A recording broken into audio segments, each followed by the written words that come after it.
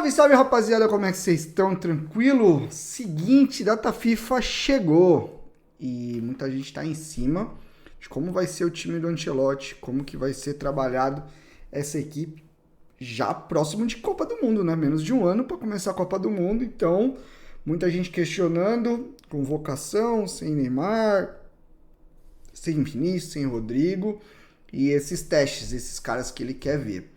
Vamos tentar escalar, vamos tentar falar de função, de escolhas do treinador. Uma pranchetinha tática que eu separei aqui, a gente vai falar um pouco do que eu posso imaginar de ideia para esse jogo. Já saiu uma possível escalação, a gente vai tentar olhar para as opções que tem no banco, para quem ele escolheu, como ele vai querer cada função desses jogadores. Enfim, antes de começar a análise tática, eu vou pedir para vocês se inscrevam no canal aí, faz a boa para nós. O canal tá começando, se inscreve. Deixa o like para chegar em mais gente. E deixa seu comentário também, fala como que você queria escalar a seleção, quem que tá faltando na convocação, quem tá faltando no time titular. Eu quero ver o que vocês vão falar e a gente troca ideia aí nos comentários. Fechou? Bora, vamos dar uma olhada. Vamos falar primeiro de um dilema que eu venho me questionando e debatendo isso em alguns programas lá na TNT, sobre o fato dele falar, tem jogadores que eu já conheço, que eu não preciso olhar, enfim, essa história ficou meio mal contada, a própria ausência do Neymar foi um negócio que pegou um pouquinho também, mas eu tô imaginando que, independente de alguns jogadores que ele quer ver de perto, ele já tem que construir uma espinha dorsal. O ciclo para a Copa foi todo cagado, a gente sabe, o Edinaldo trocou treinador, estava esperando o Ancelotti a todo custo, enfim, acabou dando certo, mas a gente não teve uma construção de equipe, a gente não teve um processo sendo respeitado, um negócio que realmente chamasse atenção assim, falava, pô, hoje a gente tem um time, tem uma maneira de jogar, tá tudo certo. Aliás, ó, camiseta do chinelo de dedo, hein, faz a boa, tem vídeo nosso aqui também no YouTube, de samba nosso. Mas então, aí fica um pouco nesse dilema. Olha jogadores novos que ele não conhece tanto, mantém e firma um time, vai com ele até o final. Muitos cortes de novo, né? Wanderson saiu, o Joelinton saiu, enfim, complicado, mano, complicado. Muitos cortes, acho que tem mais alguém que eu tô esquecendo. Lembrando que os jogos são na quinta agora contra o Chile e depois na terça contra a Bolívia, contra o Chile no Maracanã e contra a Bolívia 4.100 metros, 4.100 metros de altitude. Vai jogar lá no céu, mano, isso aí vai ser loucura. Mas vamos olhar para essa prévia de escalação do Ancelotti, ver o que ele tá pensando, para onde ele vai, para onde ele não vai. Vamos lá, vou me diminuir aqui. Simbora, vou pro quadradinho aqui, eu vou olhar muito para a tela, que vocês estão ligados porque já expliquei. Aqui a gente vê a formação inicial, que aqui eu marquei os jogadores na posição em fase defensiva, né? Sem bola. Eu imagino muito que vão ser duas linhas de 4, com Martinelli e Rafinha abaixando, ou aqui pode ser o Estevão e o Rafinha por dentro. Eu acho que a dinâmica desses jogadores vai ser interessante, porque eles podem fazer ambas as funções, né? A gente tá falando que as notícias dão que o Estevão tá jogando um pouco mais avançado e o Rafinha partindo da direita. Sem bola eu acho que não tem erro, eu acho que é muito em cima do que ele vem trabalhando, que é esse 4-4-2 sem bola, mas com bola é um 4-2-4 que a gente fala, né? É um time que vai jogar no 4-2-4 e que eu imagino num primeiro momento com esse tipo de movimento. O Martinelli bem na amplitude, um jogador bem de corredor. O Rafinha com movimento de fora para dentro. E a outra amplitude com o Wesley, inclusive dando profundidade em alguns momentos. Por quê? Vou explicar. Eu imagino muito com o BG com um pouco mais de liberdade.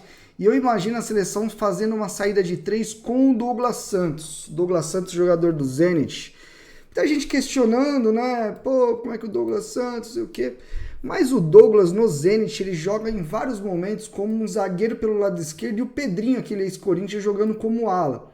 Quando ele joga como lateral, ele joga mais na base da jogada, ele tem ainda a capacidade de ultrapassagem, jogador que saiu do Galo. Então, em questão de formação ofensiva, eu imagino muito a seleção atacando dessa forma. Com o Douglas Santos por dentro na base da jogada, uma saída de 3-1, né, que a gente fala, com o Casemiro. Às vezes o BG baixando, mas tendo um pouco mais de liberdade de chegada, e eu acho que o Bruno tem que pisar mais na área, tem que ser um cara para buscar. Eu imagino muito que o Martinelli vai jogar colado na linha, junto com o Wesley. E eles vão abrir o campo, né? Eles vão fazer o trabalho da amplitude para justamente buscar para abrir a defesa do adversário, né? Imagina o Chile bem atrás, né? Pô, jogo no Maracanã. Então, o que vai acontecer aqui? O Rafinha vai partir de fora para dentro e automaticamente ele vai encostar nos dois atacantes aqui. Só que mais que isso, eles vão ter que trabalhar tanto o Rafinha como o BG, ou o BG até numa faixa um pouco mais baixa aqui, nas costas dos volantes, né, do time do Chile. Vou até colocar aqui uma linha de 4 do Chile aqui, pra gente fazer como se fosse algum trabalho nesse sentido. Vai ser muito importante que o Rafinha flutue nas costas desses volantes, e você tem dois atacantes aqui. O Estevão jogou muito bem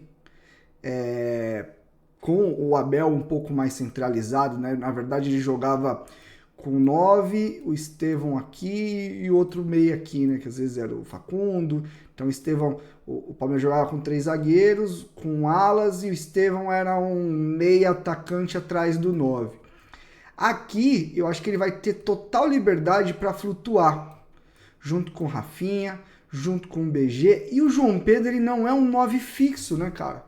Então vai ser um ataque de muita mobilidade, porque o João Pedro não é um centroavante só de profundidade, só de ficar entre os zagueiros. Ele inclusive jogou muito tempo no Brighton atrás do 9, né? Como um meio atacante, um ponta de lança, que algumas pessoas usam essa expressão ainda. Então assim, com esse trio mais o BG, que eu acho que vai se aproximar, principalmente porque o Chile deve baixar muito o bloco defensivo, eles vão trocar muito posição. E isso é muito jogo do Ancelotti, né? Dar essa liberdade posicional para os jogadores no terço ofensivo. Então eu imagino muito a seleção buscando esse ataque muito móvel. O Rafinha pode se transformar aqui em um 10 e jogar atrás dos dois atacantes. O Estevão vai ser um segundo atacante, mas com característica de meia, que a gente sabe que ele tem essa capacidade. Alguém vai ter que dar profundidade. E eu imagino que a profundidade pode ser dada até com os jogadores de lado, cara. O Wesley, a gente lembra dele no Flamengo, mano. Às vezes ele era o cara mais fundo, né? Quando a gente fala em profundidade, é o quanto você arrasta o adversário para trás. O Wesley, em vários momentos, era o jogador até mais profundo do Flamengo, e o Martinelli é a mesma coisa.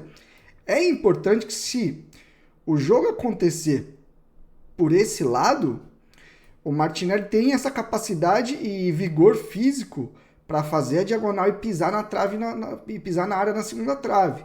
O Wesley é a mesma coisa. Vai ser importante, se a jogada for no lado contrário lá, ele fazer o movimento. Conforme o Chile for baixando linha e a seleção, por exemplo, não conseguir, deixa o Martinelli por vezes como mais um atacante e solta o Douglas, e aí você fica aqui no balanço defensivo com 3 jogadores, solta o Douglas, solta o BG. Então aqui você tem algumas saídas, né? Você tem algumas variações desse jogo, que aí sim o Martinelli, o BG ajudando aqui numa saída, de 2-2, até um pouquinho mais adiantado, o Martinelli se transformando em mais um atacante.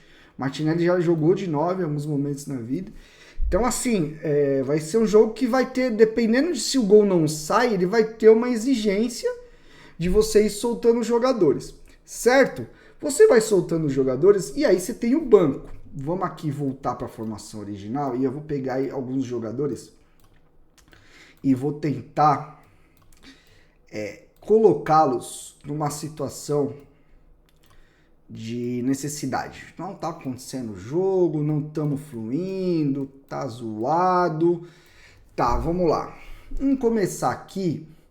com o Caio Henrique, vai. Você não tem o Douglas Santos, você tem o Caio Henrique. O Caio Henrique, cara, é um lateral meia, é um armador. O Caio Henrique não é um jogador de corredor, de profundidade. Para tê-lo em campo, você tem que ter alguém espetado abrindo o campo. Não tem como fazer de outro jeito. E aí, Martinelli, aí você pode, por exemplo, liberar muito mais o BG e você ter o Caio aqui, ó, dobrando com o Casemiro para fazer uma saída 2-2. Entendeu? O Caio vai centralizar muito. O Caio é um lateral construtor assim típico, um jogador muito técnico que acha passe.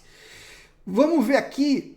O jogo tá ficando muito complicado. Você pode abrir mão do BG e ter o Paquetá, que é um cara com mais chegada, e inclusive eu começaria com ele, talvez no lugar do Martinelli. Eu jogaria o Rafinha para a esquerda e deixaria o Estevão na direita, mas você ia deixar o Rafinha muito colado na linha. Mas o Paquetá, ele é uma possibilidade de alguém para infiltrar, para pisar na área, né? O Paquetá tem essa capacidade de infiltração, de pisar na área, de buscar também a finalização, tem muito gol. Tá, Casemiro deu uma cansada, pô, ou então não tá construindo muito bem. Andrei, quero ver o Andrei em campo. O Andrei pode ser 5, pode ser 8, um jogador muito técnico, com uma capacidade gigante. Tomara que no Chelsea ele tenha sequência, né? O problema é que ele briga ali com o Caicedo, com o próprio Enzo Fernandes, é uma pica para arrumar a posição ali. Mas o Andrei é um cara que pode dar um pouco mais de criatividade pro Casemiro, talvez não tenha o equilíbrio no balanço defensivo aqui nos duelos e tal, mas é um jogador que pode ganhar minutos. E por fim, não tá funcionando o jogo do Estevão. A gente precisa de profundidade. O cara da profundidade é o KJ, pode ser o Richarlison também. E aí você pode ter o João Pedro um pouco mais recuado, jogando atrás do Caio Jorge, lá ele, né? Ou aqui, assim, com o Paquetá também encostando. O Caio Jorge é o jogador de ataque de espaço, né? O problema de você ter o Caio Jorge contra um time com a defesa muito baixa é você não sei se você vai ter espaço para ele atacar. Mas num jogo que você faz 2-3-0, é um cara que contra uma linha, o Chile saindo um pouco mais, duvido que isso vai acontecer, é um cara para atacar mais profundidade, para jogar mais colado na linha de defesa do time chileno. Então, rapaziada, eu acho que é isso, já fomos para 13 minutos aí de vídeo.